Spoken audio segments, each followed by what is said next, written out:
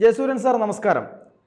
ഇപ്പോൾ നമസ്കാരം. ഗസയാണ് പ്രധാന ചർച്ചാ വിഷയം. അതായത് ട്രംപ് പറഞ്ഞിരിക്കുന്നു ഗസ ഞങ്ങൾ പിടിച്ചെടുക്കും. ഗസ പിടിച്ചെടുത്ത് അവിടെ ഒരു ഈ പറയുന്നത് പോലെ ഒരു ടൂറിസ്റ്റ് കേന്ദ്രമാക്കും, അല്ലെങ്കിൽ വിനോദസഞ്ചാര കേന്ദ്രമാക്കുമെന്നാണ് ട്രംപ് പറയുന്നത്. അതിനോടൊപ്പം തന്നെ അദ്ദേഹം പറയുന്ന മറ്റൊരു കാര്യം കൂടെയുണ്ട്. അവിടെയുള്ള പാലസ്തീനികൾക്ക് അവിടെ നിൽക്കാൻ പറ്റില്ല, അവരെ പുറത്താക്കും. പക്ഷെ അപ്പോഴും ഉയരുന്ന ചോദ്യം എന്ന് പറയുന്നത് അവരെങ്ങോട്ടേക്കാണ് പോവുക എന്ന ചോദ്യം ഉയർത്തിക്കൊണ്ട് പല ആളുകളും ഇതിനെ മറികടക്കാൻ അല്ലെങ്കിൽ ഇതിനെ എതിർക്കാൻ വേണ്ടി ശ്രമിക്കുന്നുണ്ട്. അപ്പോൾ എന്തായിരിക്കും ഈ ട്രംപിന്റെ ലക്ഷ്യം, അല്ലെങ്കിൽ ഇത് എങ്ങനെയായിരിക്കും ബാധിക്കാൻ പോകുന്നത്?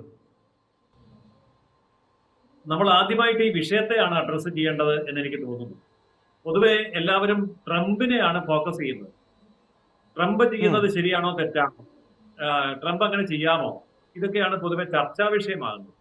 സത്യത്തിൽ പ്രശ്നം എന്താണ് എന്നുള്ളത് അവിടെ വിസ്മരിക്കപ്പെടുകയാണ്.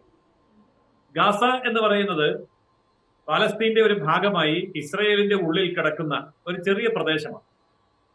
നമ്മൾ ഇസ്രയേലിന്റെ ഭൂപടം എടുത്ത് നോക്കിയാൽ പാലസ്തീൻ 3 ഭാഗങ്ങളായി ചിതറിക്കിടക്കുകയാണ്. പാലസ്തീൻ എന്ന് പറയുന്ന മെയിൻ ലാൻഡ് ഉണ്ട്, ഗോലാൻ കുന്നുകളുണ്ട്, ഗാസ ഉണ്ട്.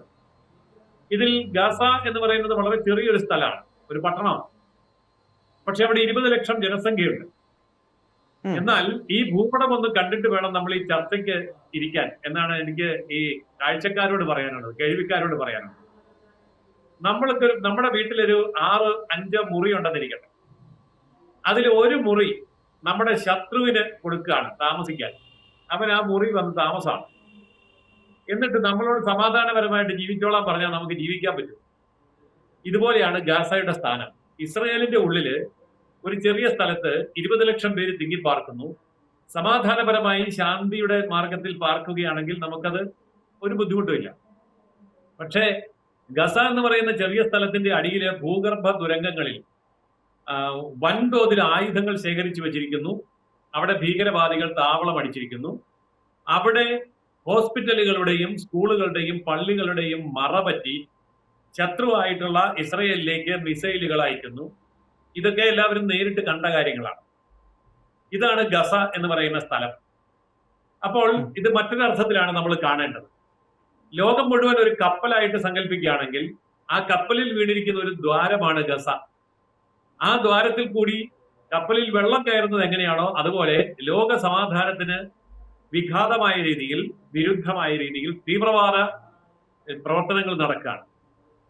ഇതാണ് അതിന്റെ പശ്ചാത്തലം. ഇത്രയും പറഞ്ഞിട്ട് വേണം ഗസ വിഷയത്തിലേക്ക് നമുക്ക് ചർച്ചയ്ക്ക് വരാൻ. ഈ ഗസയിലെ ജനങ്ങൾ എന്ത് ചെയ്യും എന്നുള്ളതാണ് ഇപ്പൊ ചോദ്യം. ട്രംപ് ചെയ്തത് ശരിയാണോ എന്നുള്ളതാണ് ഇപ്പൊ ചോദ്യം. വേണമെങ്കിൽ ട്രംപിന് പറയാം, ലോകമാകുന്ന കപ്പലിന്റെ അങ്ങേയറ്റത്ത് ഒരു ദ്വാരം വീണാൽ ഞാൻ മൈൻഡ് ചെയ്യേണ്ട കാര്യമൊന്നുമില്ല, അതവിടെ അങ്ങ് പാലസ്തീനിലല്ലേ, അല്ലെങ്കിൽ ഇസ്രയേലിലല്ലേ, ഗസയിലല്ലേ, അത് ചെറിയൊരു സ്ഥലമല്ലേ, നെവർ മൈൻഡ് വെക്കാം. പക്ഷേ ലോകം ഒരു കപ്പലാണ് എന്ന് സങ്കല്പിച്ച് അതിൽ ദ്വാരം വീണാൽ ഏറ്റവും അങ്ങേയറ്റത്തിരിക്കുന്ന ആള് എന്റെ വിഷയമല്ല എന്ന് പറയുന്ന പോലെ വിഡിത്തമായിരിക്കും ഗസ എന്ന വിഷയത്തെ നമ്മൾ സംസ്കരിച്ചാൽ, അവഗണിച്ചാൽ. ഇനി ട്രംപിന്റെ സ്ഥാനത്ത് മോദി ആയിരുന്നിരിക്കട്ടെ, ട്രംപിന്റെ സ്ഥാനത്ത് ഷീ ജിൻപിങ് ആയിരുന്നിരിക്കട്ടെ, ആര് തന്നെയാണെങ്കിലും ഈ നിലപാടെടുക്കാതെ പറ്റില്ല. കാരണം ഗസയിൽ ഉണ്ടാകുന്ന, അവിടെ ഉൽപ്പാദിപ്പിക്കപ്പെടുന്ന ഭീകര പ്രവർത്തനങ്ങളെ ലോക സമാധാനത്തിന് ഭീഷണിയാണ്. അല്ലെങ്കിൽ ഞാൻ ചോദിക്കട്ടെ, ഗസയിലെ ജനങ്ങളെ ഏറ്റെടുക്കാൻ ലോകത്തെ 59 മുസ്ലിം രാജ്യങ്ങളിൽ ഒരു രാജ്യം പോലും തയ്യാറല്ല. ഏതെങ്കിലും ഒരു മുസ്ലിം രാജ്യം ഇസ്ലാമിക സ്നേഹത്തിന്റെ പരിശുദ്ധമായ അള്ളാഹുവിനോടുള്ള ഭക്തിയുടെ പേരിൽ ഗസയിലെ ജനങ്ങളെ ഞങ്ങൾ ഏറ്റെടുത്തോളാം എന്ന് പറയുന്ന ഒരു ഇസ്ലാമിക രാജ്യവുമില്ല. ഇനി ഇസ്ലാമിക രാജ്യങ്ങളൊന്നും ഏറ്റെടുത്തില്ലെങ്കിൽ ഇസ്ലാമിനേക്കാൾ തീവ്രതയോടുകൂടി ഫലസ്തീന് വേണ്ടി വാദിക്കുന്ന, ഹമാസിന് പിന്തുണ കൊടുക്കുന്ന കമ്മ്യൂണിസ്റ്റ് പ്രത്യയശാസ്ത്രത്തിൽ ജീവിക്കുന്ന കമ്മ്യൂണിസ്റ്റ് ക്യൂബ ഈ ഗസയിലെ ആൾക്കാരെ ഏറ്റെടുക്കുമോ? കമ്മ്യൂണിസ്റ്റ് ചൈന ഏറ്റെടുക്കുമോ? കമ്മ്യൂണിസ്റ്റ് കൊറിയ ഏറ്റെടുക്കുമോ? ഇവരാരും ഏറ്റെടുത്തില്ലെങ്കിൽ കേരളത്തിലെ കമ്മ്യൂണിസ്റ്റ് ഗ്രാമങ്ങളിൽ കൊണ്ടുവന്ന് താമസിപ്പിക്കുമോ? കണ്ണൂരെ പാർട്ടി ഗ്രാമങ്ങളിൽ ഇവരെ കൊണ്ടുവന്ന് താമസിപ്പിക്കുമോ? AKG സെന്ററിൽ താമസിപ്പിക്കുമോ? ഇതൊക്കെയാണ് നമ്മൾ ചർച്ച ചെയ്യേണ്ട വിഷയം. അപ്പോൾ യഥാർത്ഥത്തിൽ ലോക സമാധാനത്തിന് വിഘാതമായി നിൽക്കുന്ന തീവ്ര നിലപാടുകളുള്ള വൻപിച്ച ആയുധശേഖരം ഭൂമിക്കടിയിൽ തുരങ്കങ്ങളിൽ വെച്ചിട്ട് ശത്രുവിനെതിരെ മിസൈൽ തൊടുത്തുകൊണ്ടിരിക്കുന്ന ഒരു വിഭാഗം ജനങ്ങളെ മനുഷ്യാവകാശത്തിന്റെയും മാനവ സ്നേഹത്തിന്റെയും പേരിൽ ട്രംപിനെതിരെ, അമേരിക്കക്കെതിരെ മുതലാളിത്ത സാമ്രാജ്യത്വ ഭീകര ശക്തി എന്നൊക്കെ വിളിച്ചു പറഞ്ഞുകൊണ്ടിരുന്നാൽ വീണ്ടും ഈ അസമാധാനം തുടരും. ഇപ്പൊ നമ്മൾ പാകിസ്ഥാനിൽ പോയി സർജിക്കൽ സ്ട്രൈക്ക് നടത്തി, നമ്മൾ ബർമയിൽ പോയി സർജിക്കൽ സ്ട്രൈക്ക് നടത്തി. നിയമപരമായിട്ട് തെറ്റാണ്. പക്ഷെ അന്താരാഷ്ട്ര നിയമവും മനുഷ്യാവകാശവും ഭരണഘടനയും ഒക്കെ വെച്ചുകൊണ്ടിരുന്നാൽ അവൻ നമ്മുടെ തലയും കൊണ്ടുപോകും. അപ്പോ സർജിക്കൽ സ്ട്രൈക്ക് ആണെങ്കിൽ സർജിക്കൽ സ്ട്രൈക്ക് ചെയ്യേണ്ടി വരും.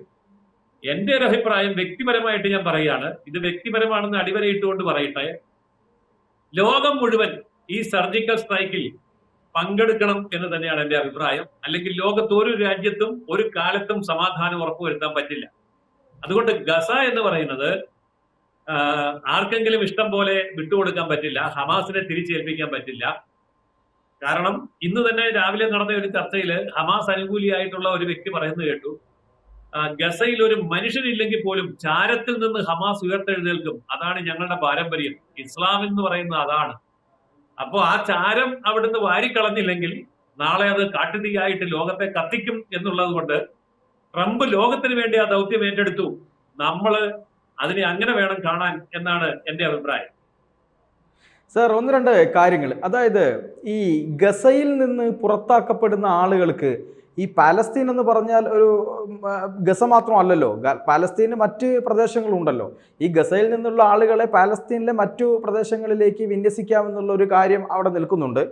രണ്ടാമത്തേത്, ഈ ഗസയുമായി ബന്ധപ്പെട്ട് ഹമാസിനോട് ഒരു ഈ പറയുന്നത് പോലെ എന്താണ്, ഇസ്രായേൽ ഒരു കാര്യം പറഞ്ഞിരുന്നു, ഞങ്ങളുടെ ബന്ദികളെ നിങ്ങൾ വിട്ടു തന്നില്ലെങ്കിൽ ഇനി ആക്രമണം ഉണ്ടാകുമെന്ന് പറഞ്ഞിട്ടുണ്ട്. ഈ ശനിയാഴ്ചക്കകം വിട്ടുകൊടുത്തില്ലെങ്കിൽ അവിടെ യുദ്ധം ആരംഭിക്കും എന്നുള്ള നിലയ്ക്കും കാര്യങ്ങൾ പുറത്തു വരുന്നുണ്ട്. ട്രംപ് മര്യാദയ്ക്ക് പറഞ്ഞു, ഈ പറയുന്നത് പോലെ നിങ്ങൾ ബന്ദികളെ വിട്ടുകൊടുക്കൂ എന്ന് പറഞ്ഞു. പക്ഷേ ഹമാസ് വിട്ടുകൊടുക്കാൻ തയ്യാറായിട്ടില്ല. വീണ്ടും ഇസ്രായേലും ഒപ്പം അമേരിക്കയും ചേർന്നുകൊണ്ടുള്ള ഒരു ആക്രമണത്തിന് സാധ്യതയുണ്ട് എന്ന് തന്നെയാണ് മനസ്സിലാക്കുന്നത്. അപ്പോൾ ഇവർ തന്നെയാണ് വീണ്ടും വീണ്ടും പ്രകോപനം ഉണ്ടാക്കുന്നത്. ഈ ചർച്ചകളൊക്കെ നടന്ന് വെടിനിർത്തൽ കരാറുകളും കാര്യങ്ങളും എല്ലാം പ്രാവർത്തികമായ ശേഷവും ഹമാസ് അന്താരാഷ്ട്ര നിയമങ്ങളെപ്പോലും വെല്ലുവിളിച്ചുകൊണ്ട് മുന്നോട്ട് പോകുമ്പോൾ ഇനിയൊരു ആക്രമണം ഉണ്ടായാൽ അപ്പോഴും പറയും ഹമാസിനെതിരെ ഇതാ വീണ്ടും തുടങ്ങിയിരിക്കുന്നു, ഗസയിലെ ജനങ്ങളെ കൊല്ലാൻ തുടങ്ങിയിരിക്കുന്നു എന്ന് പറയും നമ്മളെ ഇവിടുത്തെ ആളുകൾ. അപ്പോൾ ആ രീതിയിലേക്ക് ഇവിടുത്തെ ആളുകളൊക്കെ തന്നെ ഈ തീവ്രവാദത്തെ വല്ലാതെ അങ്ങ് സപ്പോർട്ട് ചെയ്യുന്ന രീതിയിലേക്ക് പോയിരിക്കുന്നു അല്ലേ? തീർച്ചയായിട്ടും നമ്മൾ കാണുന്ന ചിത്രം അത് തന്നെയാണ്. ഇപ്പോൾ വെടിനിർത്തൽ 2 ആഴ്ച ആയിരിക്കുന്നു. 2 ആഴ്ച നീണ്ടു നിൽക്കുന്ന വെടിനിർത്തൽ എത്തിയിട്ടും ബന്ദികളെ വിട്ടുകൊടുക്കാൻ തയ്യാറായിട്ടില്ല. അപ്പൊ ഹമാസ് ഇപ്പോഴും ആ കടുംപിടുത്തം തുടരുകയാണ് എന്ന് പറഞ്ഞാൽ അത് കേവലം ഇസ്രയേലിനോടുള്ള വെല്ലുവിളിയല്ല, ലോകത്തോടുള്ള വെല്ലുവിളിയാണ്, മനുഷ്യ സമാധാനത്തോടുള്ള വെല്ലുവിളിയാണ്. അതുകൊണ്ട് അങ്ങനെ ലോകത്തെ വെല്ലുവിളിക്കുന്ന അവശേഷിക്കുന്ന ഹമാസിന്റെ പക്ഷം ചേരുന്ന ആൾക്കാര് ആര് തന്നെയാണെങ്കിലും അവർ ലോക സമാധാനത്തിന് ഭീഷണിയാണ്. അത് കേരളത്തിലിരുന്ന് സംസാരിച്ചാലും ഇന്ത്യയിലിരുന്ന് സംസാരിച്ചാലും അവർ കേരളത്തിന്റെയും ഇന്ത്യയുടെയും സമാധാനത്തിന് ഭീഷണിയാണ്. അതുകൊണ്ട് അങ്ങനെയുള്ള ഒരു ഭീകര ശക്തിയെ തുടച്ചു നീക്കേണ്ടത് മാനവരാശിയുടെയും മാനവ സമൂഹത്തിന്റെ സമാധാനത്തിന്റെയും അടിസ്ഥാനപരമായ ആവശ്യമാണ്. അതിന് മുന്നോട്ട് വരണമെന്ന് എല്ലാവർക്കും ആഗ്രഹമുണ്ടെങ്കിലും ധൈര്യമില്ല. ആ ധൈര്യം കാണിച്ചത് ട്രംപാണ്. അപ്പോൾ നമ്മൾ നോക്കണം, ഞാൻ മുമ്പ് പറഞ്ഞ പോലെ 59 ഇസ്ലാമിക രാജ്യങ്ങളിൽ മഹാഭൂരിപക്ഷം രാജ്യങ്ങളും ട്രംപിനോടൊപ്പമാണ്. ഒരു ഇസ്ലാമിക രാജ്യം പോലും ട്രംപിനെ എതിർക്കാൻ ഇന്ന് വരെ മുന്നോട്ട് വന്നിട്ടുമില്ല. അതിന്റെ അർത്ഥം എന്താണ്? ഈ ഹമാസിന്റെ ഭീകരവാദത്തെ മറ്റ് ഇസ്ലാമിക രാജ്യങ്ങൾക്ക് പോലും ഉൾക്കൊള്ളാൻ കഴിയുന്നില്ല. അപ്പോൾ തീർച്ചയായിട്ടും ഇത് അനിവാര്യമായ ഒരു നടപടി തന്നെയാണ്. അതിലിപ്പോ പാർത്ഥം പറഞ്ഞതുപോലെ ഈ ഗസയിലെ ആൾക്കാരെ അങ്ങനെയാണെങ്കിൽ പലസ്തീനിലെ മെയിൻ ലാൻഡിലേക്ക് അവർ സ്വീകരിക്കട്ടെ. അവിടെ സ്ഥലമുണ്ടല്ലോ, 20 ലക്ഷം പേരെ പാർപ്പിക്കാനുള്ള സ്ഥലം അവിടെ ഉണ്ട്. അപ്പോൾ അവര് പോലും രാജ്യത്തിന്റെ ഒരറ്റത്തെ തീവ്രവാദികളെ രാജ്യത്തിന്റെ മറ്റേ അറ്റത്തെ തീവ്രവാദികൾ പോലും ഏറ്റെടുക്കുന്നില്ല എന്നുള്ളതല്ലേ ചിത്രം? അത് വ്യക്തമല്ലേ? അപ്പൊ പിന്നെ മറ്റു രാജ്യങ്ങൾ ഏറ്റെടുക്കണം, അല്ലെങ്കിൽ ലോകത്ത് മറ്റു രാജ്യം വന്ന് സമാധാനം ഉണ്ടാക്കണം എന്ന് പറയുന്നതിൽ അർത്ഥമില്ല. അപ്പൊ ഭീകരവാദികൾ എവിടെയാണെങ്കിലും എന്നാണെങ്കിലും അവര് മാനവ സമാധാനത്തിന് വിരുദ്ധമാണ് എന്നുള്ളതിന്റെ ജീവിക്കുന്ന ദൃഷ്ടാന്തമാണ്, തെളിവാണ് ഗസ. തീർച്ചയായിട്ടും. എന്തായാലും ഗസയിൽ സംഭവിക്കുന്ന കാര്യങ്ങളെക്കുറിച്ച് പല മാധ്യമങ്ങളും പുറത്തു പറയാത്ത കാര്യങ്ങൾ തന്നെയാണ് നമ്മുടെ ചർച്ചയിലൂടെ പുറത്തു വരുന്നത് എന്നതൊരു യാഥാർത്ഥ്യമാണ്. എന്തായാലും ഈ ചർച്ചയുമായി സഹകരിച്ചതിന് വളരെ നന്ദി സാർ. കൂടുതൽ വാർത്തകളും വിശേഷങ്ങളും നിങ്ങളിലേക്ക് എത്താൻ ABC മലയാളം സബ്സ്ക്രൈബ് ചെയ്യുക. ബെൽബട്ടനും അമർത്തുക.